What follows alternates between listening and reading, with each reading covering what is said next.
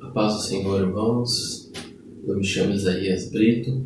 Estou aqui no canal do meu amigo e irmão em Cristo Jesus, Juan Carvalho. Estou trazendo aqui uma pequena parcela de cooperação e vim aqui trazer um pouquinho de conteúdo teológico aos irmãos. Vim aqui recomendar um livro. O livro é O Poder do Evangelho e a Sua Mensagem, do autor Paul Washer. Antes de entrarmos e falarmos um pouquinho sobre o livro, gostaria de fazer uma pequena citação de um grande pregador, conhecido como os príncipes dos pregadores, Charles Spurgeon. Ele vai dizer o seguinte: o homem que não se dá a conhecer a mente de outro homem, certamente não possui nenhum. Aí ele vai nos fazer refletir um pouco sobre a importância de nos dar a conhecer a mente de outro homem. E por isso trazemos este livro aqui hoje. O autor do livro, ele tem como intuito, quando redigiu esse livro, confrontar o falso evangelho e tentar, da maneira mais bíblica possível, nos levar ao entendimento do verdadeiro evangelho. Para quem não conhece, vou falar um pouquinho do Paul Washer. Rapidamente, ele é um pastor batista norte-americano, ele é teólogo, mestre em divindade, porém também ele não é um acadêmico teórico apenas. Ele esteve durante 10 anos atuando como missionário no Peru e hoje continua também no trabalho de plantação de igrejas em toda a América do Sul, principalmente ainda no Peru. E vou falar um pouquinho do livro. Ele foi recomendado por John MacArthur. O pessoal do meio de teologia conhece bem esse nome. Esse livro é da editora Fiel. É um livro de 302 páginas. Não é um livro tão grande nem tão pequeno assim. É um livro com letras razoavelmente pequenas que preenchem toda a página. Os irmãos podem ver aqui, o que garante que tem bastante conteúdo nesse livro. O que eu achei muito interessante nesse livro, se os irmãos conseguirem ver, essas letras menores aqui, elas são textos bíblicos, referências bíblicas. Todas as páginas possuem referências bíblicas a respeito do assunto que está sendo tratado no texto. Isso é muito bom. Irmãos, o autor do livro, ele inicia falando a seguinte frase no prefácio: que o Evangelho não é apenas uma mensagem entre muitas, mas o Evangelho é uma mensagem acima de todas. E de fato, essa consideração dele no início do livro é coerente, pois muitos têm o Evangelho como uma mensagem como outras, uma mensagem como muitas, uma mensagem de autoajuda, uma mensagem de motivação, porém o Evangelho não se trata de nada disso. O Evangelho é boas novas do Senhor para com o pecador. O Evangelho é uma mensagem de fato, acima de todas as outras. Na sequência, ainda no prefácio, ele vai argumentar também que o objetivo dele em redigir este livro não era simplesmente publicar mais um conteúdo no mercado, mas sim se livrar de um fardo. Ele até faz uma paráfrase com Paulo quando ele diz: ai de mim se não pregar o Evangelho, e também com Jeremias quando disse que se ele não falasse aquilo que Deus mandava, ele sentia como que se os ossos dele queimassem. E ele disse que é se livrar de um fardo porque, como eu já disse, a intenção do autor do livro é confrontar o falso evangelho e tentar, da maneira mais bíblica possível, apresentar o verdadeiro evangelho, o evangelho de Jesus Cristo, quebrando dogmas, paradigmas. E eu fiz algumas anotações aqui, vou tentar ser bem breve para não ficar cansativo, mas para vermos aqui o que tem de conteúdo nesse livro. Ainda no prefácio, o autor vai dizer o seguinte: as igrejas reduzem a mensagem do Evangelho a algumas poucas afirmações de credo e ensinam que a conversão é uma mera decisão humana e pronunciam a certeza da salvação a qualquer um que faça a oração do pecador. E de fato é uma verdade que vemos hoje em dia, e ele vai argumentar isso durante todo o livro, que a conversão não se trata de uma decisão humana, mas de uma obra do Espírito Santo. Mais à frente, na página 34, falando ainda do Evangelho pelo qual somos salvos, ele vai dizer: Jesus Cristo lhe promete duas coisas: uma salvação eterna na qual esperar e uma cruz na qual morrer. Aqui ele vai argumentando nesse primeiro capítulo a respeito do que o Evangelho nos oferece. Que o Evangelho nos oferece de fato uma salvação, mas ele também nos oferece uma cruz na qual morrermos. Onde ele vai quebrar todas essas ideias de um Evangelho triunfalista, de um Evangelho de vitória, apesar que a nossa salvação é uma vitória, mas esse Evangelho de vitória, de conquista triunfalista, ele vai quebrar, argumentando durante todo esse capítulo.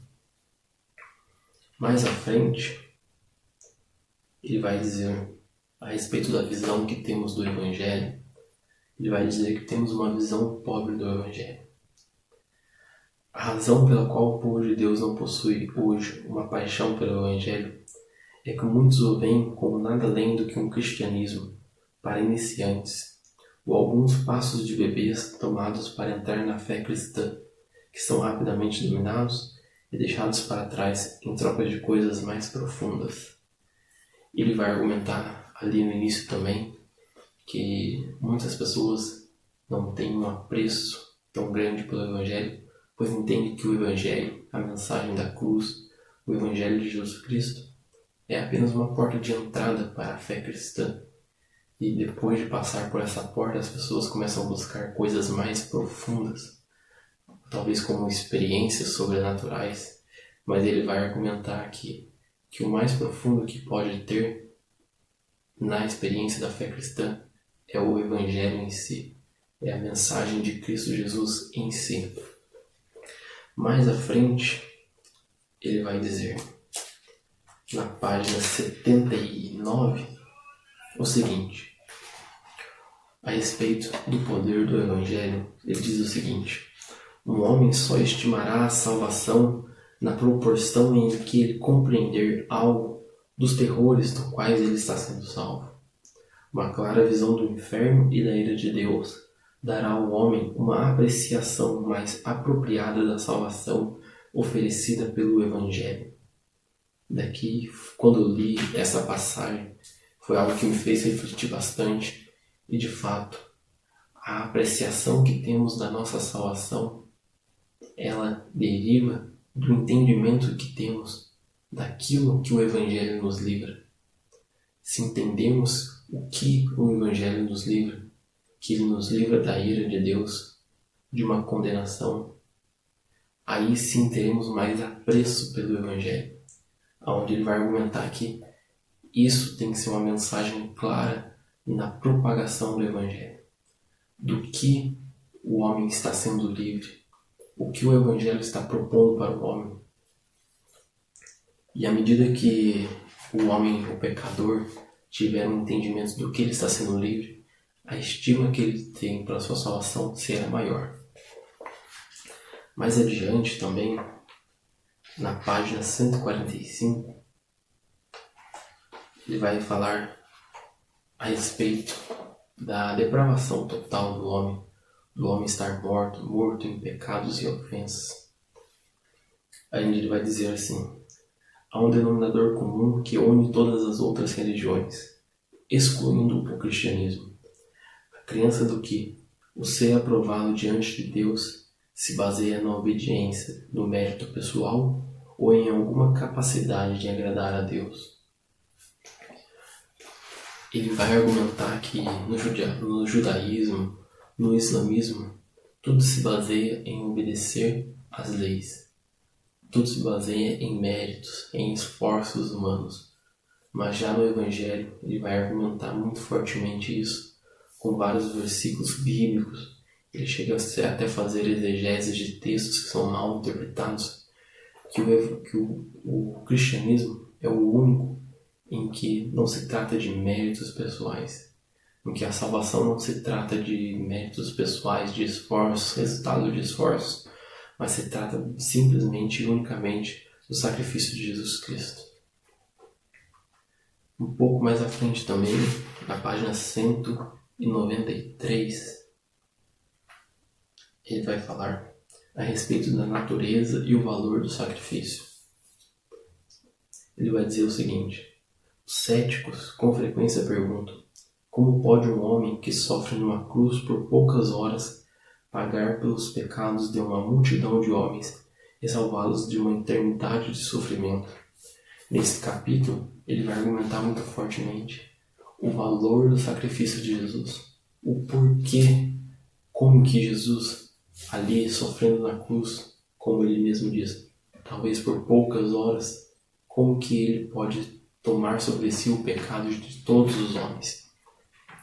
E respondendo aos céticos, ele mesmo responde aqui no livro, quando os céticos perguntam como pode um homem tomar o pecado de todos, sofrendo algum pouco tempo sobre uma cruz. Ele vai dizer que a questão não estava na cruz ou no tempo, mas a questão estava em quem estava na cruz. Era Jesus Cristo que estava na cruz, o Filho de Deus, o próprio Deus. E mais à frente, na página 211, esse ponto aqui foi um dos que eu achei mais interessante no livro, me fez questionar muito, me fez pensar bastante a respeito da cruz de Jesus Cristo. Ele vai dizer o seguinte: no jardim, Cristo orou 3 vezes para que Deus passasse o cálice dele, mas sempre submetendo a sua vontade à do seu Pai. Devemos nos perguntar: o que estava no cálice para que o levasse a orar com tanto fervor? Que coisa terrível continha no cálice para lhe causar angústia capaz de fazê-lo suar sangue? Eu acredito que muitos cristãos já fizeram essa pergunta: o que estava no cálice? Muitos entendem rapidamente que era a ira de Deus que estava naquele cálice, a ira contra o pecado. Mas em que resultava aquele cálice? Às vezes entendemos que talvez foram as chicotadas, a coroa de espinhos, cravos nas mãos, mas ele vai argumentar fortemente que muitos cristãos no primeiro século morreram dessa forma. Morreram açoitados, crucificados, queimados. Mas a questão de Jesus, a questão pelo qual Jesus orava, passa de mim esse cálice, se tratava de algo mais profundo do que as dores físicas. Se tratava do pecado de toda a humanidade sobre ele, da separação que havia entre Deus e Jesus, ainda que de certa forma difícil de entender ou imaginar, mas onde Jesus vai proferir a frase: Deus meu, por que me abandonaste? Ele vai argumentar, trazendo uma série de versículos bíblicos para corroborar com isso também. E basicamente é isso, irmãos, do que trata o livro. É um livro que vale muito a pena os irmãos lerem. Vai ser edificante para a vida dos irmãos. E se os irmãos gostaram, se inscrevam no canal do nosso irmão, deixem um like e numa próxima oportunidade traremos mais resenhas de livros de bom conteúdo teológico aos irmãos. Deus abençoe.